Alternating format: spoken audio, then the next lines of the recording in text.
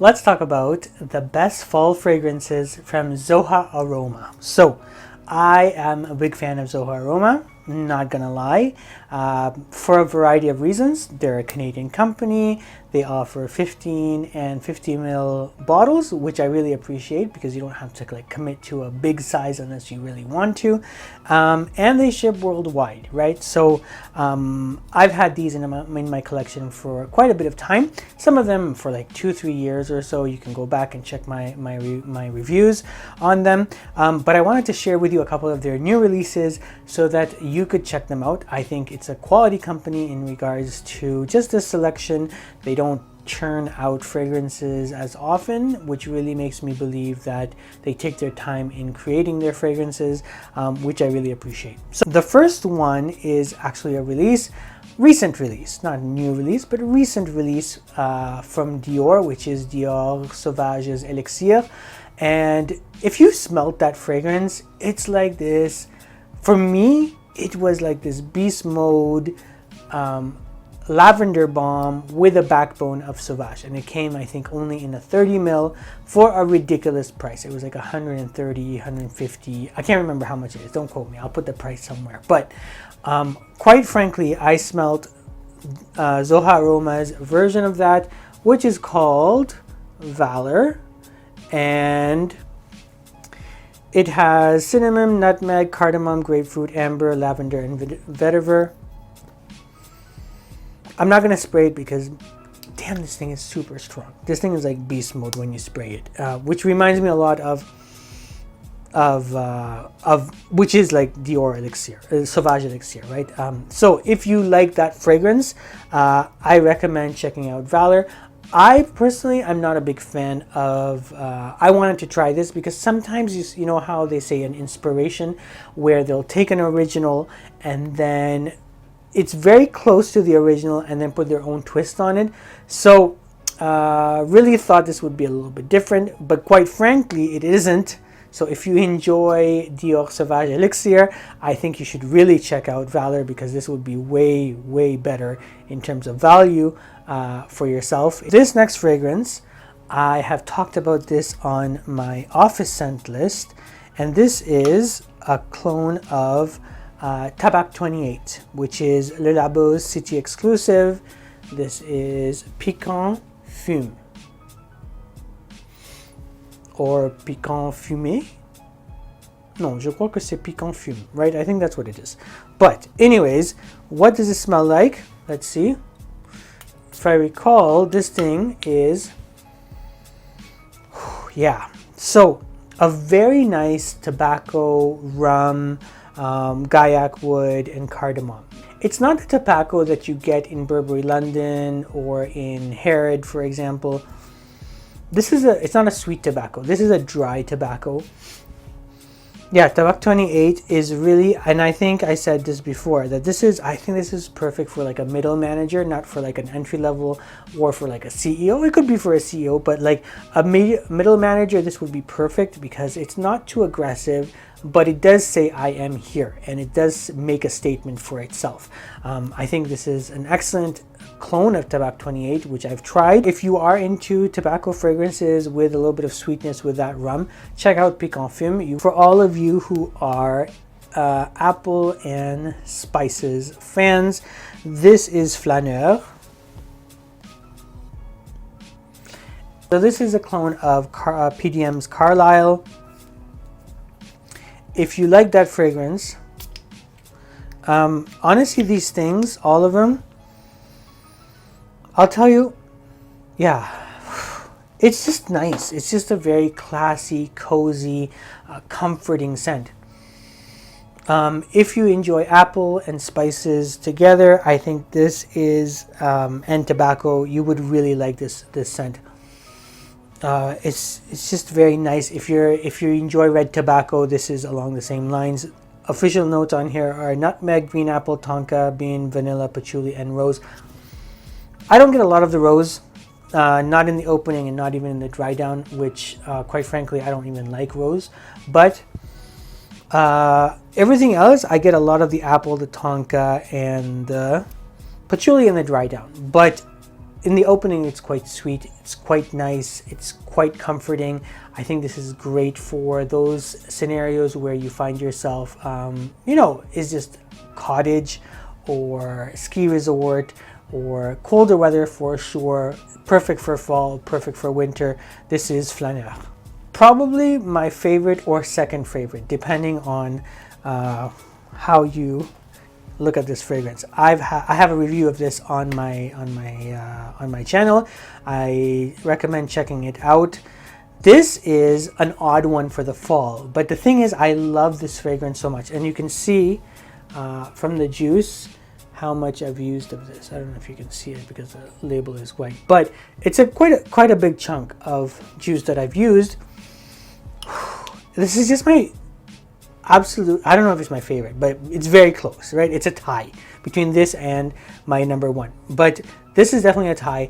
This is 29th shade, which is a clone of Le Labo's Thé Noir 29 or Thé Noir 29. This is a fragrance that has fig, cedar, and tobacco in it. What a great fragrance.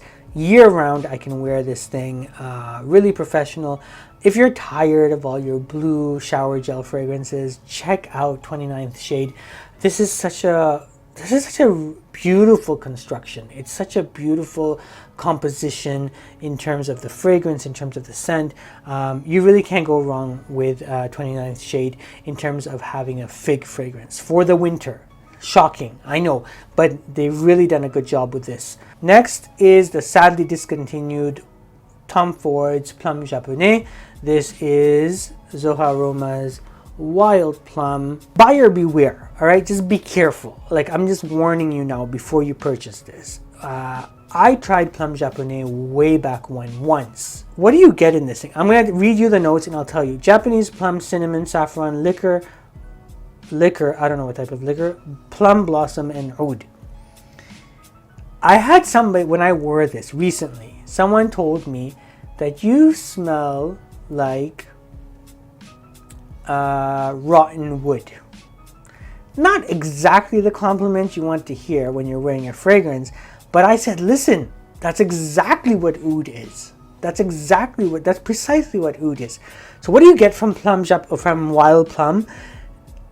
Honestly, like, you have to be like in the right mindset when you're wearing this, because it is super strong. I would probably wear this like an hour before I actually need to go out, so it's like in the mid-ish, before, not the dry down of course, but like in the mid-ish, not the opening, because it's really, really harsh. It's not harsh in a bad way. You do get the plum. There's a little bit of sweetness in it. I get the cinnamon, but I get that wood. I get that oud in it. It's definitely, like, initially when I sprayed this one, it was not a favorite of mine, but it's slowly growing on me. And I really enjoy this one. I don't think it's perfect for every occasion, unless whatever, but I think this is perfect for those occasions where you are just, maybe on your own in a meditative state. That would be great. Or very cold scenarios, very fall, cold nights. Wild Plum is definitely the way to go. And 15 mil, it will last me a very long time. This is, so I love oud, right? Like, not every type of oud, because there's tons of types of ouds out there, but this fragrance is really wow. I just have really fond memories because I wore this on very special occasions. And I really, really recommend it. When people ask me, like, well, what fragrance should I get as an oud fragrance? This is one of them. This is in the top 3 for sure. So this is oud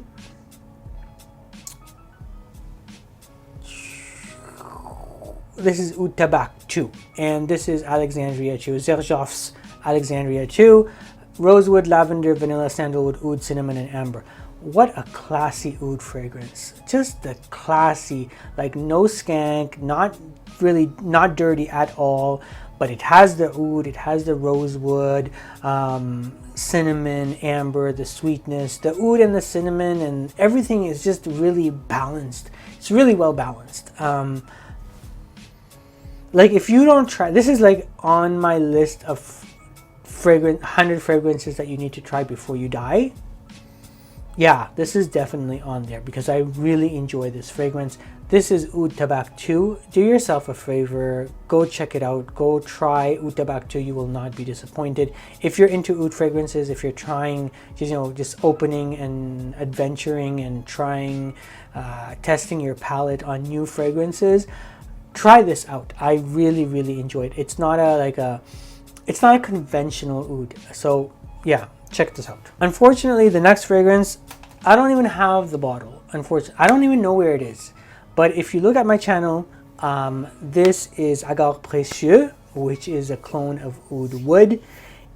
It is by far, from every single, I think I've tried 8 or 9 at this point, of Oudwood clones, because Oudwood, like I was saying, it's either 29th shade or this fragrance here, which is Agave Précieux.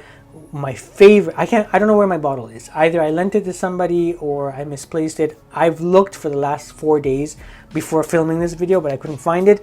But check out my review of Agave Précieux, and just in terms of that fragrance and the composition and Oudwood, the gold label replicated into this bottle here. I highly recommend, if you're looking for an Oudwood clone or an Oudwood inspiration, check this out, because the Tom Ford Oudwood silver that it stands right now is totally watered down. Doesn't last for anything on my skin. I'm not a big fan, but this rendition of it, well done for capturing the gold labeled Oudwood. So if you're looking for Oudwood, check out Agave Précieux and check out my review. You will not be disappointed. Okay, last on my list, and hats off to Zoha Aroma for doing this, because I had an opportunity once to buy MIP, which is Midnight in Paris, Van Cleef & Arpels. This is Santori. So super hard to find. Exorbitant prices are being asked for Midnight in Paris, either the EDP or the EDT. If you like powdery scents, if you like scents which are comforting, listen to what it has in here, like leather, tonka, bergamot, amber, incense, almond, and benzoin. But it's just, I get a lot of powder, I get a lot of tonka bean. There's this like comforting softness to this fragrance. It's not loud, it's not obnoxious. I think just in terms of the performance, I think it's average. Which, listen, you don't always need to have beast mode fragrance. Sometimes you need something which is subtle, which says, listen, I'm here, but you don't have to, I don't have to shout for you to hear me. I think this is very relaxing. That's how I would put this. If you've had a long day, I wouldn't be wearing Oudwood after a long day of work. If I wanted to relax and chill and just be in a peaceful atmosphere, I wear this. That's the end of it. If you have enjoyed this content, a sub to this channel would be amazing, and I would really appreciate it, and this would definitely help this channel grow, and I will catch you on the next one.